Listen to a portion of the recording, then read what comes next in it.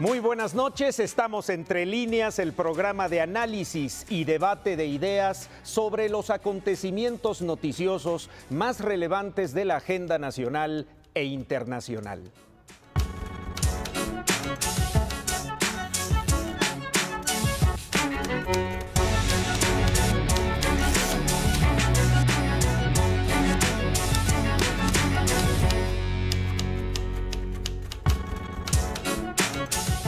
Por su naturaleza, la relación entre los partidos políticos y el Instituto Nacional Electoral suele ser tensa y tirante. Equivale, por ejemplo, a la que existe entre los jugadores de fútbol y el árbitro. Este último tiene la encomienda de garantizar que se cumplan las reglas del juego y de que la cancha sea pareja. Con frecuencia sus decisiones pueden ser controvertidas y en muchas ocasiones los partidos buscan resquicios para tomar ventajas. Esta semana, por ejemplo, el Instituto Nacional Electoral puso el acento sobre la deuda de más de 400 millones de pesos que arrastran los partidos por multas no cubiertas desde el año 2015 a la fecha. Escarbando entre los informes de los partidos, el árbitro electoral ha documentado anomalías en el manejo de los recursos públicos. Este es apenas uno de los primeros episodios que confrontarán a los actores políticos de cara a una de las sucesiones presidenciales más complejas en la historia del país. Ese es el tema de esta noche, Entre Líneas, y me da mucho gusto saludar aquí en la mesa a Fabiola Guarnero, subdirectora editorial del periódico Excelsior. Fabi, buenas noches. Buenas noches, ¿cómo estás, Martín? Buenas noches. También saludo a Gerardo Galarza, él es director editorial adjunto del periódico Excelsior. Gerardo, bienvenido. Buenas noches, Martín, buenas noches a todos. Buenas noches. Se incorpora también a nuestra mesa de debate Aurora Cepeda, periodista de política del periódico Excelsior. Bienvenida, Aurora. Gracias, Martín. Buenas noches a todos. Y por supuesto, José Buendía, columnista del periódico Excelsior. Pepe. Martín, buenas noches. Buenas noches a todos. ¿Cómo están? Si les parece, para hablar de este primer aspecto, un esbozo inicial de la deuda de los partidos, del dinero público, porque el dinero de los partidos es dinero de todos los mexicanos. ¿Cómo lo manejan? ¿Por qué hay deudas? ¿Y qué está pasando, por ejemplo, con las obligaciones que los partidos tienen que cubrir en cuestión de sus finanzas al erario público y dar cuenta de ello al árbitro electoral que viene siendo en primera instancia el Instituto Nacional Electoral? Comenzamos contigo, Aurora. Claro que sí, Martín. Pues aquí regalarles unos datos para dejarlos en la mesa. La próxima semana el Consejo General del INE va a discutir multas justamente por los dictámenes de ingreso y gasto de los partidos de 2016. Acuérdense que vamos desfasados un año, entonces apenas son 2016. En estos informes, bueno, lo que encontramos es que pues el INE está preparando y viendo cómo van a aplicar las multas y necesita saber la capacidad económica de los partidos a los que les va a poner una multa. Puedo decirles que en 2017 dice el INE en estos dictámenes que los partidos lograron ingresos por 7,168 millones de pesos, pensando ya en noviembre y diciembre, en recursos públicos, tanto federales como locales. Es decir, los comités electorales de los estados también reciben dinero de cada estado. En suma, nada más de recursos públicos, 7,168 millones. Y bueno, pues también habla de las multas que deben los partidos para saber la capacidad de pago que va a tener el partido una vez que le imponga otras multas. 400 millones de pesos es lo que ahorita deben los partidos de ejercicios anteriores, multas electorales, de 2015 a 2016 y lo que va del 2017. Perdón, un paréntesis, 2014 y anteriores, ¿esos ya están documentados? ¿Ya eso se solventó? Sí, efectivamente, estamos hablando más bien de los últimos 3 años que el INE hace este informe y justamente también de los últimos 3 años, desde el 2014, tiene documentado el pago de impuestos, el no pago de impuestos de los partidos políticos por 363 millones de pesos, de los cuales el partido más deudor es el PRD, nada más el PRD debe 240 millones de pesos. Correcto. O sea, cerca de 700 entre el no pago de... Exacto. no pago de multas y no pago de impuestos. Las multas de 2015 para acá y los Exacto. impuestos de 2014 para acá. Pero ¿qué creen? O sea, les estamos dando los ciudadanos 7,168 millones de pesos a los partidos para el año y no les alcanza. Entonces el INE encontró créditos que pues contrató el PRI, el PAN y Movimiento Ciudadano. ¿Con quiénes? Con bancos. O sea, un partido puede ir al banco y endeudarse, siempre y es. cuando le pague al banco. Y siempre y cuando le informe al INE, pero el INE encontró que no le informaron a tiempo. Entonces ahí va otra multa. Y lo que no le informó el PRI es que contrató una deuda de 350 millones de pesos, el PAN una de 119 millones de pesos y Movimiento Ciudadano de 35 millones de pesos. No les alcanza, los 7,000 no les alcanza. Entonces, bueno, esos son algunos de los datos duros y datos más altos que hasta ahorita he encontrado al escudriñar todos estos dictámenes. Hay cosas obviamente que vamos a ir trabajando y vamos a ir publicando la próxima semana en el periódico Excelsior, porque se puede uno encontrar, no. Cada joya que aparece. Yo ¿no? les llamo perlitas. Perlitas, Así chiquititas, es. pero bueno.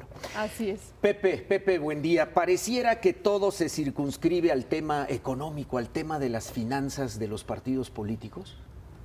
Bueno, la verdad es que el tema, a fuerza de repetirlo, uno tendría miedo de que se vaya a desgastar.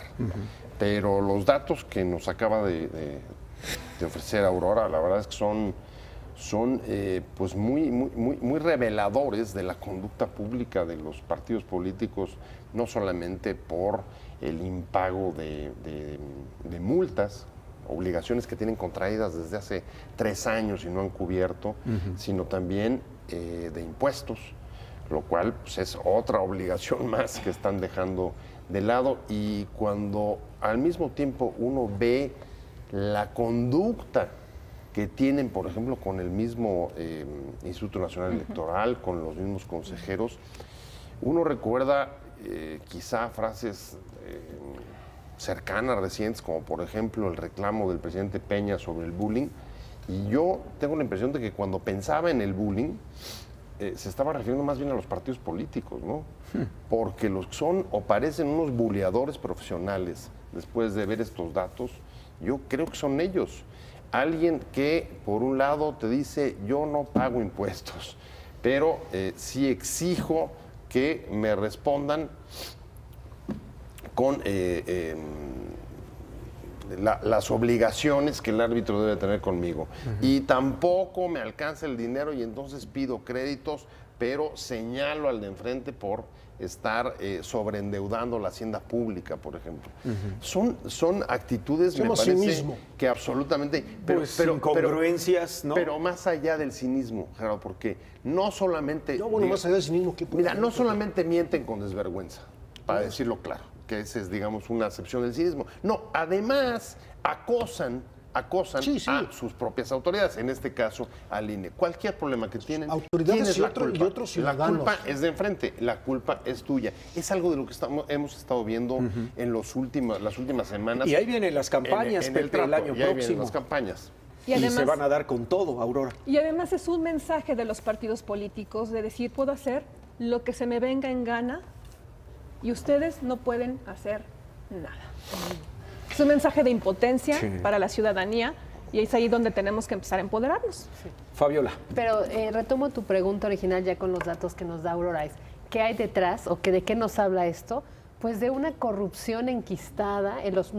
Por lo menos 9 partidos tienen estas deudas, pero además de la corrupción, de una falta de transparencia y de una cultura, no sé si estén de acuerdo conmigo, de una cultura del desvío de recursos. Porque efectivamente ni el dinero se utiliza para lo que debiera ser, porque no está comprobado. Aurora en otros años ha publicado en Excelsior que sacan para clases de yoga y zumba, ¿no? Que eso no tiene que ver con la democracia, ¿no? Porque no están etiquetados los recursos de los partidos, pero sí son para operación, para sueldos y salarios, para campañas. A mí mi gran pregunta es, ¿ya tienen esta deuda con el INE y con las autoridades hacendarias? Ya tienen estas multas, tienen la deuda con los bancos. ¿con qué van a pagar si vienen procesos electorales? Y los señores muy amablemente en el discurso ofrecieron parte de las prerrogativas para reconstrucción. Eso se llama no tener conciencia. Pues sí. Gerardo. Híjole, Martín, yo estoy absolutamente de acuerdo con Fabiola en el acento de que es la corrupción enquistada. Hay que recorrer un poquito la historia de los financiamientos públicos. Los primeros financiamientos públicos que ocurrieron en México para los partidos políticos fueron a partir de la reforma, una de tantas reformas político-electorales, porque en este país desde 1940 se hacen por lo menos 2 reformas cada sexenio, 2 reformas electorales. Exacto. Cuando entra el nuevo presidente y cuando va de salida. Casi siempre ocurren 2.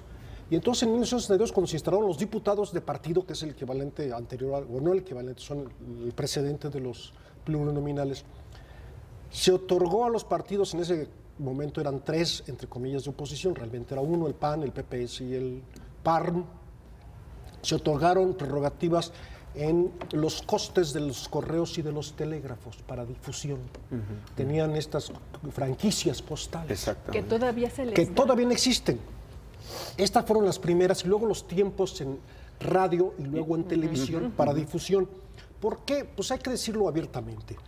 Porque el candidato del PRI desde siempre, desde que se llamaba Partido Nacional Revolucionario, tenía las arcas públicas abiertas. Las campañas políticas del PRI, desde el alcalde más menor hasta el presidente de la República, se hacían con recursos públicos. Claro. Las secretarías, las dependencias tenían una partida especial para las campañas. Y claro, la oposición se quejaba de que no podía competir contra esa maquinaria. Algunos de nosotros ya lo vimos, el PAN se financiaba, por ejemplo, con rifas de casas, de coches, sobre todo de coches, sí, en las típico, cuotas, ¿no?, de sus familiares. Vendían los boletos en las plazas comerciales. De sus militantes, exactamente. En las esquinas, ¿no? Y el Partido Comunista Mexicano, que tuvo registro, se financiaba a través de empresas. Fíjate, curiosamente, un Partido Comunista que era propietario de empresas, hay que decirlo. La imprenta original y algo que llegó de Rusia. Sí, Ajá, sí, sí. Sí, ¿Eran cooperativas o qué? No, la empresa, la impresora original del periódico La Jornada, pues era una empresa del Partido Comunista. Mira. La imprenta. Ellos hacían trabajo, era una imprenta que tenía, sus principales ediciones eran unos libros, la editorial se llamaba Ediciones de Cultura Popular, y vendían libros como el Fondo de Cultura Económica y todo. Yo recuerdo, alguna vez hice un reportaje sobre eso, tenían, por ejemplo, una marisquería en Mazatlán, y otra en Culiacán, y tenían empresas de las cuales sacaban dinero para financiar sus propias. Y luego, pues, cosa que nunca se comprobó, el mito aquel de que usaban secuestros políticos para financiarse. Claro, cierto. Sí.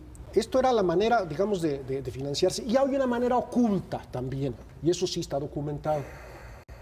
Las aportaciones de los empresarios a los partidos políticos. Siempre se ha dicho del PAN, pero yo tengo testimonios, y alguna vez lo dije, por ejemplo, de Arnoldo Martínez. Sí, en alguna Verdugo, mesa. Decían, no, si usted se diera cuenta que empresarios nos dan, en este tipo de cosas de que dicen los empresarios juegan con todo mundo. Y entonces, a partir de la reforma política del 76, con Jesús Reyes Heroles, se empezó a hablar del financiamiento público a los partidos para evitar que hubiera dinero de empresarios, que hubiera dinero de las iglesias, porque al PAN también se le acusaba de que la iglesia lo financiaba, que hubiera del crimen, como ahora se dice otra vez. Y se concretó hasta el sexenio de Miguel de la Madrid, ya muy concretamente con el COFIP. Y hubo incluso una decisión del PAN, en que uno de los puntos que provocaron la decisión fue el financiamiento público, que decían, no tenemos por qué recibir financiamiento público. Exacto. Y otros decían sí. Y la idea sonaba muy bonita. Pues va a haber financiamiento público, pero esto no es financiamiento público. Esto, yo no sé cómo decirlo cínicamente, esto es la manutención de partidos, dirigentes, sus familiares, sus sobrinos, sus tíos, sus todos, y es 7,000 millones de pesos los que se les van a entregar, dinero nuestro. Las multas, ¿con qué se van a pagar? No las van a pagar los dirigentes de su bolsillo, las van a pagar de las mismas prerrogativas, es decir, las estamos pagando nosotros, que pagamos impuestos a gente que no paga impuestos o a instituciones que no pagan impuestos. Este es el cinismo al que yo me refiero. Entonces, pues sí, yo creo que es necesario el financiamiento público para evitar muchas cosas, pero en el financiamiento público hay que empezar a ver cómo se debe aplicar y no desviar estas enormes cantidades de dinero. Fabiola ponía el caso, bueno, de los zumbas y los bailes, el yoga. Bueno, hay que recordar que los sindicatos, con las cuotas sindicales y con las cuotas que entregaban, el sindicato petrolero, el sindicato, todos estos sindicatos periodistas, electricistas, todos de parte del cooperativismo, tenían clases de delfinoterapia, tenían cosas impresionantes que para los mexicanos comunes y corrientes, y también para los petroleros y para los electricistas de base, eran absolutamente lejanas, ¿no? Pero eran para los dirigentes. Lo podemos ver el enriquecimiento que ha habido, y hay que ver, yo creo que ahí nos falta el enriquecimiento de los dirigentes de los partidos políticos nacionales, ¿sí? Cómo viven ahora y cómo vivían antes. A mí me impresiona mucho eso. Yo no estaría tanto de acuerdo en el tema de la transparencia, y me gustaría que Aurora nos dijera, Fabiola, tú hablabas de falta de transparencia en los partidos, pero el hecho de que hoy sepamos cifras de multas, cifras de que no pagan impuestos desde 2014, a lo mejor es una media transparencia, porque hoy lo podemos saber. Sí. Yo recuerdo, Gerardo, cuando reporteábamos Cámara de Diputados, partidos políticos hace 20 años, pues estas cifras era imposible tener acceso a ellas. Hoy sí se tiene. La gran pregunta, yo creo, y ahí donde entra tu comentario, Fabiola, es: ¿y ese dinero a dónde se fue? ¿Qué se hizo con ese dinero? Por ejemplo, Aurora, todas estas cifras, pues tú las puedes rastrear como reportera, ¿no? Las puedo rastrear en los dictámenes de ingresos y gastos, que justamente de ahí son, ¿no? Son públicas. Son públicas, van a ser públicas. Digamos que ahorita nada más es público entre los partidos, y los partidos, muy chistoso, nos filtran la información. Para golpear al de enfrente. Para golpear al de enfrente. Y el de enfrente te filtra para golpear al otro. ¿No? Sí, pero al final de cuentas, pues yo con la responsabilidad periodística que tengo, yo me fijo en todos los dictámenes, no nada más el que me lo dio, ¿verdad? Exacto. Bueno, el asunto es que creo que tenemos media transparencia. O sea, hemos avanzado, pero todavía nos falta. Justamente en los dictámenes sabemos ya que deben tanto de IMSS, de Infonavit. Imagínate los trabajadores de esos partidos políticos, que sus cuotas del IMSS y del Infonavit, el partido se los quedó. Lo sabemos. Pero lo que no dice ni el INE, ni la FEPADE, ni la Secretaría de Hacienda es a dónde se fueron esas cuotas. Pero sí que no exigimos dieron a los exgobernadores que están en la cárcel que nos digan dónde dejaron el dinero y que se los quiten. Ya dijo Duarte que se muerde por decir por qué está en la cárcel, ¿no? Bueno, por eso, así como le exigimos al gobierno y todos exigimos que también exijamos, y yo creo que es una cuestión de la ciudadanía, decir, ¿dónde quedó el dinero de los partidos? Claro. ¿A dónde se fue? Esa es una gran pregunta. Yo estoy de acuerdo con Aurora, contigo. Antes no se podía saber ni esto, pero estamos muy a la mitad. A ver, Fabiola lo hizo con un grupo de reporteros que ella coordinaba, cuando la primera vez que supimos cuánto ganaban los dirigentes de los partidos políticos. Primero supimos cuánto ganaba el presidente de la República. Primero supimos cuánto ganaban los secretarios de Estado, y el secreto mejor guardado era el salario de los dirigentes de los partidos políticos. Y hubo por lo menos dos partidos políticos que se negaron a revelar cuánto ganaba su dirigente. Si les platicábamos de la manera en que los partidos políticos manejan el dinero de los mexicanos, el que les asigna la ley a través del Instituto Nacional Electoral, y bueno, hay unas perlas que la verdad hay que mencionarlas, y bueno, Aurora nos comentaba aquí en el corte una serie de gastos que dice uno, un partido político gastando en cosas que dice uno, esto no es político, ¿no? Efectivamente, una de las cosas que más castiga el INE en los dictámenes es lo que se llama el gasto no partidista. Y cuando el año pasado empezó a fiscalizar a los comités ejecutivos estatales de los partidos, se encontró con unas cosas verdaderamente insospechadas, ¿no? El año pasado publicábamos esto del menudo, se compró menudo por parte de un partido político, se compraron talleres de espiritualidad por el PAN de Guanajuato, y también, por ejemplo, el tema de clases de Zumba. Son objetos que no tienen, son cosas que no tienen objeto partidista. Claro. En estos dictámenes ya me he estado empezando a meter, y encuentro, por ejemplo, que el Partido Encuentro Social gastó en un taller para matrimonios. Y también por ahí, no recuerdo el partido, se los debo, pero lo vamos a publicar seguramente. Un partido político hizo operaciones por varios cientos miles de pesos con un hotel que se llama La Faja de Oro, por ejemplo, ¿no? Entonces dice uno, bueno, ¿con qué objeto partidista un partido puede una conferencia de hacer prensa? Operaciones de ese tipo? Y seguramente después les tendré mucho más, ¿no? Porque los comités, si los comités ejecutivos nacionales andan mal en el asunto de finanzas, no quiero saber, o sea, no quieren saber cómo están los comités ejecutivos estatales, en donde verdaderamente son caciques que utilizan el dinero como se les da la gana. Claro. Pepe, el tema del dinero es reflejo de otras cosas también que se manejan al interior de los partidos. O sea, tú no puedes proclamar públicamente que estás a favor de los más desprotegidos cuando el dinero que te dan de la gente para operar, pues lo malgastas, le quitas cuotas a tus trabajadores y no las declaras. Todo este tipo de malos manejos habla de una incongruencia incluso ideológica, ¿no? A ver, incongruencia ideológica, pero antes incluso de eso, Martín, digamos que es una falta, digamos, de respeto a la propia legalidad, el mismo hecho de tratar de evadir el cumplimiento de obligaciones fiscales a las que están sujetos no solamente los partidos por ser instituciones de interés público, sino cualquier ciudadano, o evadir o no cumplir con las mismas multas que el Instituto les viene poniendo desde hace 3 años. Y ahí lo que me preocupa es, independientemente de la corrupción, hay una dinámica perversa que empieza a instalarse entre ellos y la propia institución encargada de fiscalizarlos y supervisarlos, que es buscar hacer trampa, evadir las multas, buscar financiamientos en bancos cuando no les alcanza, como decía Aurora en un principio, pero al mismo tiempo estar tratando de exculparse o cargar la culpa o bulear a la propia institución para evitar que sean sancionados o limitarla o inhibir a la propia autoridad para aplicar con fuerza los castigos. Y ese me parece que es el peor de los mundos, porque cuando en un partido, más bien como cuando ocurre en cualquier partido, si los jugadores son tramposos, son peleoneros, y el árbitro empieza a dejar que las peleas se produzcan, que las trampas ocurran o que las situaciones irregulares empiecen a prevalecer, lo que empieza a deteriorarse pues no solamente es la calidad del juego, sino la certidumbre de los propios del propio auditorio, de los propios ciudadanos, sobre quién está controlando y regulando ese partido.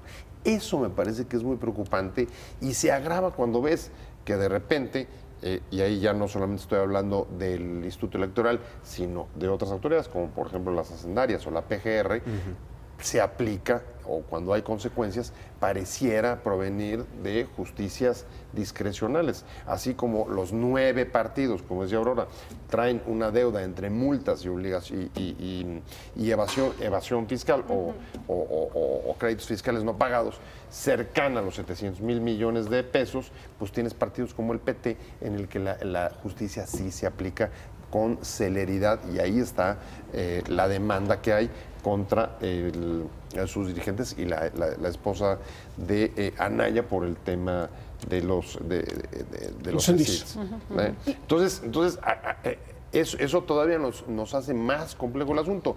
Y a eso me gustaría agregar pues uno de los asuntos que más nos tendría que preocupar hoy en la agenda pública, que tiene que ver pues con el nombramiento justo del fiscal encargado de perseguir los delitos electorales, que como vimos al cierre de la semana, los senadores decidieron, en extremo apego a la legalidad, me parece el argumento que ponen sobre la mesa, no conculcar derechos a ningún mexicano, eliminaron candados para permitir que el que pudiera ser nombrado para la convocatoria, para el nombramiento del fiscal, ya no tenga la restricción de los 6 años de no haber sido o tener un cargo de dirigente partidista o haber ocupado algún cargo de representación popular. Entonces, me parece que el círculo empieza a cerrarse alrededor del control y la dinámica, digamos, de acoso y derribo, finalmente, de los propios partidos con las instituciones electorales. Y en este último punto, eliminando aquello que antes, me refiero al fiscal, aquello que antes había servido para tratar de garantizar o mandar un mensaje a la opinión pública de que el fiscal sería independiente. Esto hace que sea menos independiente respecto de lo que ellos mismos defendían recientemente, o estamos recuperando un derecho que cualquier mexicano debería de tener para poder aspirar a un cargo como el de la FEPADE, pregunto.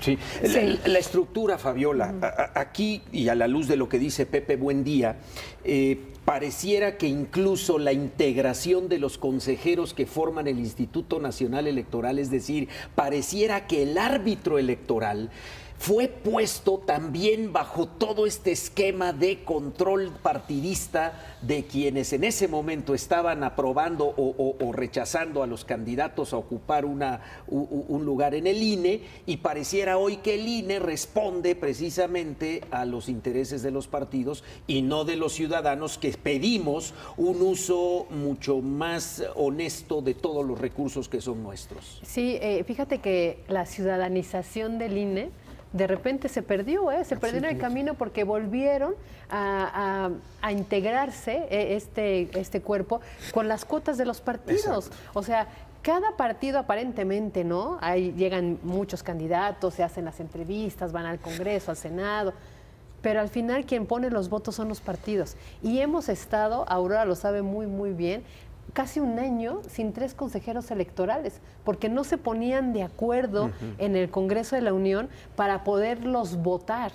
Efectivamente, hay cuotas partidistas en la integración de este órgano, ¿no? Y aunque ellos ya desde, pues siendo los árbitros, tratan de ser lo más imparciales posibles, finalmente llegaron ya con ese señalamiento. Se deben a un partido o a un grupo de partidos. Y ahora que nosotros estamos llamando a expurgando las finanzas, pues al final también se lavan las manos, porque no pasa nada. Ellos no pueden hacer más allá de exhibirlos públicamente, ¿no? Dos cosas que quisiera decir a favor y en contra de la autoridad electoral. En contra, el año pasado plantearon multas por estos mismos dictámenes de 520 millones de pesos. El año pasado los partidos les hicieron la chillona y entonces el INE les rebajó 120 millones de pesos y solamente impuso 400 millones, que porque era la primera vez que los comités estatales rendían cuentas. Entonces, pobrecitos, no sabían que no podían comprar Zumba y menudo y todo eso, y pues desde curva de aprendizaje, entonces les perdonaron 120 millones de pesos. Segundo, a favor. Ok, efectivamente la integración nos parece pues que tiene cuotas. Efectivamente hay un bloque muy afín a los valores priistas, otro a los panistas y otros a los perredistas. Pero hubo un esbozo, digo yo, de ciudadanización. Cuando los consejeros este año presentaron tres iniciativas o 3 acuerdos para hacer lo que le llamaron cancha pareja, para que todos estuvieran realmente en cancha pareja, tanto aspirantes como de independientes como de partidos. El de programas sociales, para prohibir que funcionarios estén en eventos donde se entreguen programas sociales, sobre todo funcionarios que hablen de sus aspiraciones o que tengan aspiraciones. Y el otro también, mucho que ver con el tema de los recursos públicos. El tribunal se los tumbó. Eso creo que esos 3 acuerdos eran un avance justamente en empezar a amarrarle las manos a los partidos para que ya no hubiera recursos públicos, para que los funcionarios no se sientan caciques que pueden ir a los eventos y andar dando programas sociales, y para que los aspirantes como Anaya y Andrés Manuel López Obrador, que tienen los tiempos de Estado como líderes de los partidos, no los utilizaran. Y sin embargo, el tribunal se los tumbó, porque dice el tribunal, no son ustedes legisladores, y eso tenía que haberse regulado en el 134, que como vimos esta semana, la Suprema Corte ya le dice al Congreso, tienes hasta el 30 de abril para legislar en esto. Son esbozos de ganas, digo yo, de los consejeros de empezar a poner orden en estos temas que no hacen la cancha pareja en las elecciones, porque entonces cualquier gobernante puede utilizar a sus funcionarios y los recursos públicos. A mí, a mí me preocuparía y me encantaría comenzar con una pregunta. A ver, hoy tenemos la suficiente confianza de que la autoridad electoral tiene el poder, la capacidad y los instrumentos para regular la vida de los partidos. Tiene la suficiente capacidad como para aplicar y mantener una sanción cuando resulta que hay malos manejos en la administración de sus recursos. Creo que esa es la duda que los propios partidos están dejando sembrada día con día. Y no solamente los partidos. Miren, a ver, volteamos y vemos, por ejemplo, el proceso reciente de inscripción de recogida de firmas de los independientes. La ley establece claramente pues, que tienen que tener 1% del padrón. ¿Es una cifra elevadísima? Absolutamente. Es casi una esclusa que pusieron los propios partidos para evitar que llegaran. Está clarísimo. ¿Es responsabilidad de la autoridad electoral? No.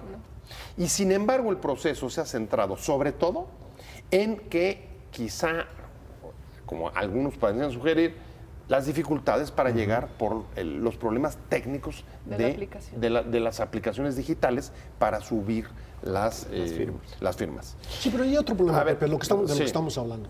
Esta semana también se dio a conocer los señores candidatos independientes, señoras y señores, de todos, para diputados, para senadores, para presidente de la República, solo 2 han cumplido con su obligación de entregar las cuentas. Así y no quiere decir que las cuentas estén bien. Espérame, no quiere decir que las cuentas estén bien o estén mal. Simple y sencillamente hay 2, hay que decirle, un señor que se apellida Santillán y Margarita Zavala, que son los que han entregado sus cuentas.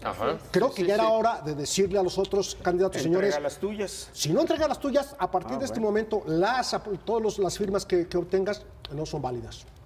Eso va a ocurrir, desgraciadamente, por la ley, hasta 30 días después de que termine el periodo de firmas en febrero. La ley dice que tienen 30 días para entregar. Y ahí el problema no es ni el INE ni el tribunal. El problema son los señores legisladores provenientes de los diversos partidos políticos que se cercan todo para impedir que se haga justicia. Es que creo que... muy oportuno. Creo que hay 2 problemas. A ver, sí, una cosa es la ley. Otra cosa, evidentemente, es la capacidad que puede tener y la sensibilidad que puede tener la autoridad para tratar de facilitar un proceso tan complicado que está hecho casi para que los independientes se conviertan en una misión imposible, de verdad, imposible. 800,000 y pico de firmas logradas. De aquí a febrero va a ser difícil. Ahora, ahí hay 48 inscritos, es decir, ven alguna posibilidad de lograrlo. Y al mismo tiempo, están en un proceso en el que ya por adelantado están diciendo que es posible que tengan que fracasar o que no puedan alcanzarlo porque la autoridad electoral no está dando las condiciones necesarias. Es decir, otra vez está siendo la culpable de aquello que los propios aspirantes no logren obtener. Yo creo que si te inscribes es porque crees que tienes alguna posibilidad de hacerlo. Es muy difícil. Pero en cualquier caso, la culpa es sí de la ley, la culpa es absolutamente de los propios partidos que pusieron estas reglas. Quizá podemos, sin duda, señalar burocratismos en la autoridad electoral, falta de sensibilidad, no entender que pueden flexibilizar todavía más las posibilidades y poner en el centro, sin duda, al ciudadano que quiera apoyar a uno u otro candidato. Pero de eso, a tratar de sugerir, no voy a llegar. Y además, como dice Gerardo, ni siquiera entrego mis informes, pues lo que te coloca es una tesitura similar a la de los propios partidos, de culpar a los demás de lo que no estás siendo capaz tú de hacer. Sí, y al final les rebota a los consejeros, Aurora, tú que estás muy en contacto con los consejeros del Instituto Nacional Electoral y con los partidos políticos. Como dice Pepe, finalmente el consejero es el pararrayo, ¿no? Ahí es donde rebota todo y muchas veces ni siquiera el consejero es el responsable directo de una falla en la que está incurriendo un partido político, ¿no? Efectivamente, hay consejeros que han intentado, y les pongo el ejemplo de estos 3 acuerdos, porque fue una iniciativa de consejeros electorales decir, ¿saben qué? Tenemos que poner orden en el asunto del uso de recursos públicos, de funcionarios, etcétera.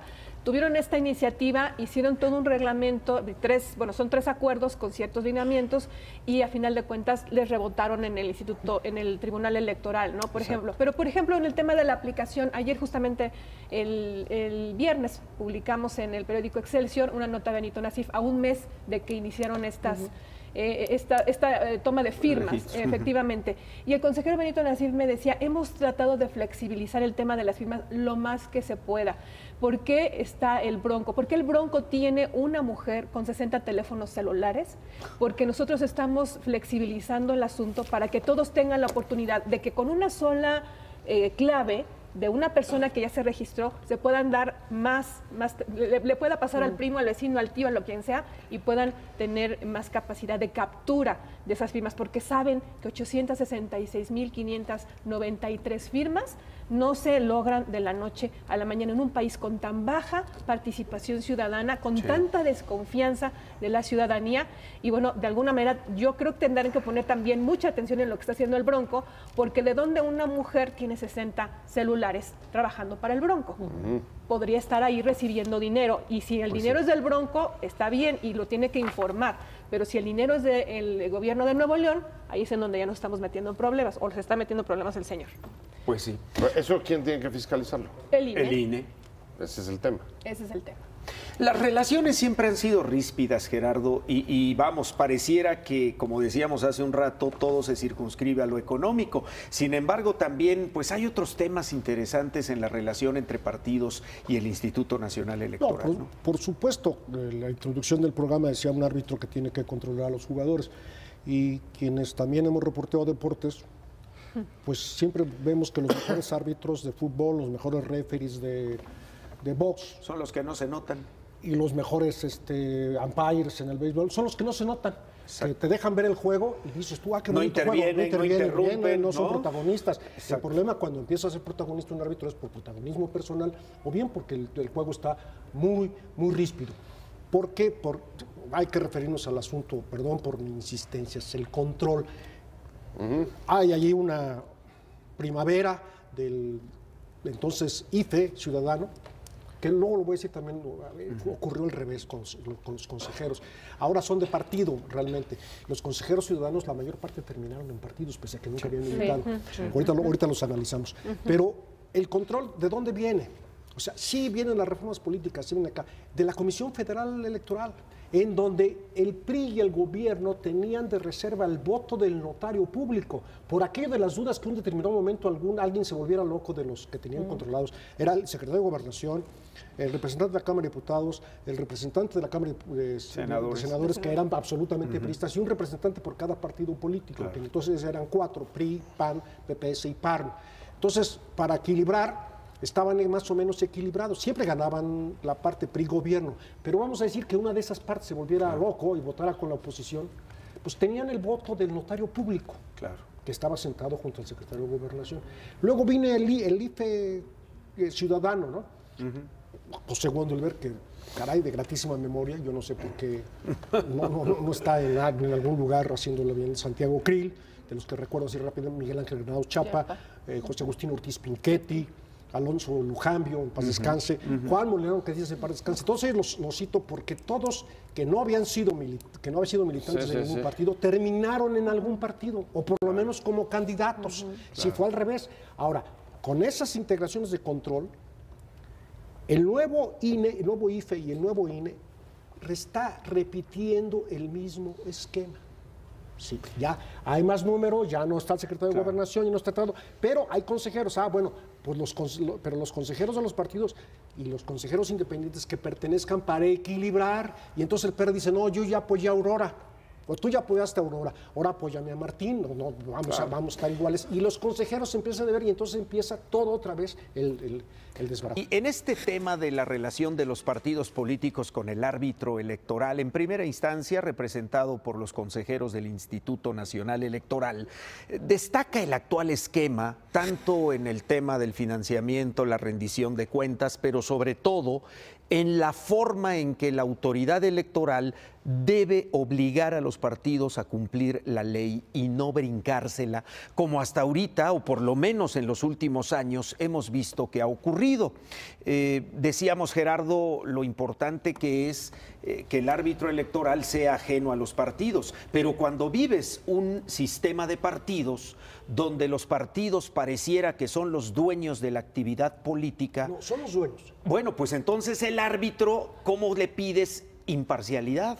Hay que recordar, por ejemplo, este caso, por supuesto que creo que es una persona muy honorable, pero por el simple hecho de que fue apoyado en ese tiempo por el PRI, específicamente por la coordinadora entonces de la bancada priista, Luis Carlos Ugalde, que es un tipo que creo que hizo muy buen papel, pero que llegó con ese sello, entonces sí, IFE todavía, y a partir de allí ese IFE se volvió desconfiable cuando era encabezado por alguien muy confiable. Yo lo creo así, lo puedo decir, porque además creo que es un tipo que sabe hacer muy bien su trabajo, pero que llegó con ese sello. Y por supuesto que no ha logrado ningún partido de oposición poner a un presidente del IFE. ya decir que identifiques a un presidente del INE, perdón, cercano al PAN o cercano al PRD o cercano a Morena, porque también se le va a acabar Lorenzo Córdoba, que llegó con mucha imparcialidad, inmediatamente todo el mundo le ha intentado buscar, digamos, para quién juega, ¿no? Entonces, el problema es el control, el problema es la partidocracia, que no solo contamina, sino que sí controla mucho. Sí, y controla, no mucho, controla todo por lo menos. Hay 3 autoridades electorales en este momento a nivel federal, ¿no? El INE, la FEPADE, que es la Fiscalía, que está asignada a la PGR, pero es parte de la autoridad electoral, y el Tribunal Electoral. Hace 20 años no existía nada de eso. Exacto. ¿No? Y sin embargo había más o menos elecciones. Todavía al IFE que hablamos de José Wondelberg, pues no había estos tribunales y resultaron muy bien las elecciones. Se ha burocratizado, sí, en aras del control, de que los partidos quieren tener, pues como en Estados Unidos, cabildeados a todos los funcionarios y decir, yo cuento con el voto de tal consejero o puedo contar con el voto de tal consejero, el PRI va a contar con el voto de tal consejero, el PAN va a contar con este, Morena va a contar con este. ¿Por qué? Porque están cercanos a ellos y se puede identificar muy fácil porque muchos de ellos son antiguos dirigentes de partidos políticos. Solamente un apunte de lo que está haciendo respecto de la gestión el periodo de Luis Carlos Ugalde. Yo creo que fue importante. ¿Sí? Importante en porque ahí se pierden 2 cosas respecto a lo que venía sucediendo en el instituto anterior. Lo primero, su llegada, en la que, a diferencia de los consejeros anteriores, es nombrado ya sin privilegiar el perfil y el consenso. Recordemos que el PRD en aquella oportunidad se deslinda y no participa en el consenso que había permitido lograr en el 2001, desde el 97, un perfil de consejo distinto. Y no obstante, fueron nombrados también por los partidos, eso hay que decirlo de paso. Y el otro tema importante es la manera en la que concluye la administración de Luis Carlos, en las que los partidos ya directamente mostraron que son capaces de armar una reforma electoral para destituir al presidente del IFE, que en ese momento ya no era, digamos, adecuado para los intereses de los grupos políticos que habían relevado, que se habían movido al interior de cada uno de los partidos y que se preparaban para los siguientes comicios. Pero creo que este ejemplo y los que cotidianamente nos están ofreciendo muestran con toda claridad que el control, como dice Galarza, coincido, el control que tienen de la actividad política del país se ve simple y llanamente en ver cómo están colocados o sus necesidades están colocadas en el centro de la actividad pública de este país, en el que no caben ni las instituciones porque o están subordinadas o son buleadas por ellos mismos cuando no responden a sus necesidades. Y también los que están fuera son los propios ciudadanos, que en procesos como los que decíamos antes del registro de independientes, pues son a los que menos se toman en cuenta. A ver, yo quiero apoyar a tal o cual para que corra como independiente. ¿Y cómo le hago? ¿Qué facilidades tengo? ¿Por qué no podría ser desde desde un teléfono o desde una app? Una aplicación, poder expresar mi apoyo. O ahí están las juntas distritales, 300, la estructura de línea es enorme, 300 juntas distritales, ¿por qué no acercarme ahí? No, son travesías en el desierto sin botellita de agua. Es dificilísimo para muchos de los ciudadanos, salvo que, pues como el caso del Bronco, tenga una estructura, como dices, de gobierno, en el que vayan los activistas a buscarlo. El viejo PRI, el estilo del viejo PRI. Sí, pues ahí está el mejor ejemplo. Que se da mucho también en el partido del viejo PRI, que se llama Morena, pues. Aurora.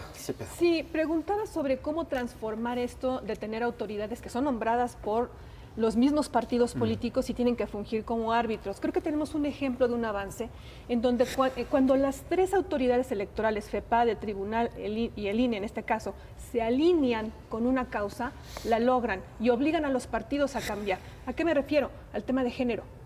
Cuando el Tribunal Electoral empezó a punta de sentencia a hablar de la paridad, y el INE también, y la FEPADE empezó también a perseguir delitos electorales con respecto al tema de género, del acoso a las mujeres cuando son candidatas.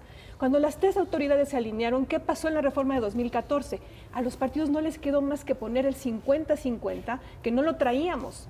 Empezamos con un 30, luego subieron a 40, no teníamos el 50-50, pero con las sentencias y jurisprudencias del tribunal, con las acciones del INE y la presión, y la FEPADE también, las tres autoridades lograron que en esa reforma se estableciera la paridad de género. Los partidos no querían, y hasta el momento todavía hay multas por partidos que no respetan la paridad de género. Inventaron las Juanitas. Invitaron las Juanitas, Sí. pero ya está la ley. Y entonces la FEPADE ya persigue, y entonces el INE ya multa, y entonces el tribunal dice, tienes que cumplir con la paridad de género. De acuerdo con eso, nada más una punta rapidísimo. Nada más no podemos dejar de lado la fuertísima presión de los grupos, por supuesto. los grupos feministas sociales, y etcétera. la Sí, que han hecho su capacidad trabajo. de Claro. cabildeo y presión que han demostrado, y a veces el propio interés de los partidos. Una vez que sacan, digamos, sus estudios electorales sobre el voto de la mujer y sus objetivos de campaña, ¿no? Y ahí, para redondear esta idea de cómo finalmente son los partidos los que van cooptando esto, hoy que escucho ahora decir, sí, cuando hay un trabajo, están las tres instituciones, hoy, ¿qué está pasando? Está secuestrada por los partidos políticos en el Senado de la República el nombramiento del titular del fiscal especial para delitos electorales. Hoy ya tenemos otra vez coja nuestras instituciones de la democracia. ¿Y qué estamos viendo? Ya hemos tratado en este programa lo que pasó con Santiago Nieto. Vámonos a lo que viene. A lo que viene es un jaloneo de partidos políticos por modificar la convocatoria, quitar candados para que alguien afín a un partido llegue como fiscal. Entonces, volvimos a hacer lo mismo, estamos exactamente en lo mismo, a merced de lo que dicen los partidos. Y para seguir con el tema, partidos que retomo la pregunta si es poco transparente o más o menos o avanzamos. Avanzamos, Martín, pero siguen siendo tramposos. Siguen haciendo trampa. En la misma información que publicó Aurora Cepeda, pusimos, ¿no? El INE está expulgando porque hay un dirigente o un candidato, ya no sé qué es, si es dirigente del partido Morena o candidato presidencial o como sea, que reportó alrededor de 70 viajes realizados, cuando se percibe que hay más de 200 viajes. ¿Y sabes cómo lo sabe la autoridad? No por la transparencia y la honestidad de este señor de Morena que lo informa, no, porque por lo menos hay boletines de prensa que dicen, ay, aquí dice que hoy estuvo en Mérida. Exacto, y lo vas contando. La otra estuvo en Tijuana, ayer estuvo en Texcoco. Aquí dice 70 y aquí hay como 200 viajes. ¿Cuál, no? Este es los partidos que tenemos, ¿no? Así es. Pues para ir cerrando e ir concluyendo, Gerardo, ¿es necesario que una reforma nueva? Tú decías hace un rato, presidente que entra, hace su reforma y cuando va a salir, cambian la ley. Mira, yo te voy a decir una anécdota personal. Sí. Tengo un libro que editaron la entonces Comisión Federal Electoral en los años 76-77, cuando se preparaba la primera Ley Federal de Organizaciones Políticas, la famosa LOPE. ¿Te acuerdas? La LOPE. Hubo un investigador que preparó, es un libro, es un recuento de las leyes electorales mexicanas. Si no mal recuerdo, la primera ley electoral mexicana tiene que ver con las Cortes de Cádiz, porque fue el padre ¿cómo se llama? Teresa de Miera, representante de México como diputado a las Cortes de Cádiz, y alguien más, eran dos los que fueron. Y entonces aplicaron las mismas reglas que tenían en España para la elección de los diputados de la Corte de Cádiz. Y así han venido las leyes y las reglas y todo y demás. Pero nada más de este siglo, a partir de la Revolución, era un tomo de este tamaño, de 800 páginas, donde venían, lo único, tenía un estudio introductorio de 20 cuartillas, y lo demás eran artículos y artículos de todas las reformas que se habían hecho, y no llegaba más que a la LOPE, pues. Imagínate de la LOPE para acá, en los últimos 30 años, lo que ha ocurrido. Miguel de la Madrid hizo 2 reformas, ¿no? Carlos Salinas de Gortari hizo 2, que la principal fue el famoso COFIPE. El COFIPE ya no existe. ¿Cuántas veces ha sido reformado? Además, no, estamos hartos de leyes. Hay que clarificar las cosas y poner reglas más sencillas. Retomando la metáfora de los partidos de fútbol, si la mejor manera de acabar con las discusiones arbitrales pues es clarificando las reglas, por ejemplo, del fuera de lugar, del famoso offside, que era muy complicado. Ahora ya hay tecnología, también... El famoso VAR, hay que poner un VAR, pero de cámaras, de pues. con B chica, para Y que no se vayan... un visor. Sí, porque los otros hay muchos. Exacto. Entonces, ¿qué ocurre? Pues también hay tecnología. Lo estamos hablando de aplicaciones. Estamos hablando de... El SAT tiene muchas aplicaciones. ¿Por qué el SAT no aplica lo que le aplica a todos los ciudadanos en la revisión de sus impuestos? ¿Por qué no lo hace con los partidos políticos? Se llama voluntad política, Martín. Haya leyes o no haya leyes. Y voluntad política ya no solo del presidente de la República como era antes, que no se hacía nada sin la voluntad del presidente de la República. La voluntad política de todos estos actores políticos... La verdad es que lo que está pidiendo Galarza es un golpe de credibilidad que los propios partidos no pueden ni van a dar. El último que intentaron... Es la única manera de salir adelante. Ya sé, a ver, pero el último que intentaron fue un derroche de demagogia y de populismo, como fue el ofrecimiento de retirar el financiamiento para canalizarlo a la reconstrucción. Sí, claro. Un tema que a la hora de que avanzó, incluso yo no estaba de acuerdo personalmente en quitar el financiamiento público, pero eso es lo que habían ofrecido, y en el ofrecimiento ese ya lo vimos durante el periodo y la aprobación del presupuesto. Se esfumó, dejó de existir. Esa clase de golpes de credibilidad no veo, y esa es quizá la parte más dura y más difícil del vericueto de la partidocracia. Ellos no son capaces de dar el golpe de credibilidad que nos permita ir recuperando confianza en la política. Sí. Ahora, todo tiene costos. ¿Cuál es el costo que hoy tenemos? El costo es, y ellos lo tienen, es la perspectiva de llegar a las urnas o salir de las urnas en 2018 con un presidente con menos del 30% del respaldo, y la posibilidad o los riesgos para que mantener la gobernabilidad, que eso sí les interesa porque van a ser representantes populares y van a ser gobierno, es cada vez más difícil. Pepe, y con menos del, tú dices el 30% de los que van a votar, con menos del 20% del padrón electoral. Se está calculando que habrá 50 millones de votos, que sería histórico. Sí, para ganar una elección de 50 millones de votos necesitas unos 18, 20 millones de votos más o menos. Y los otros repartidos entre todos los partidos. ¿Y en total cuántos son? Son 85. Sí. Entonces andamos sobre el 20% de los ciudadanos. Entonces tampoco allá hay credibilidad ni legitimidad, diría el clásico. Y volvemos otros 6 años donde el presidente de la República batalla con las fuerzas políticas en el Congreso, y es la historia de nunca acabar que venimos arrastrando desde el sexenio de Ernesto Zedillo. Ahora, desde Salinas incluso. Y a lo que tú preguntabas, yo no creo tampoco que tengamos que estar haciendo reformas sobre reformas, porque por un lado ya vimos que no sirve, por otro no hay voluntad política, y tres, lo he visto, hay improvisación de la democracia. Ahora con estos ejercicios, por ejemplo, ahora que dice Aurora, multaron el año pasado y les perdonaron un poquito.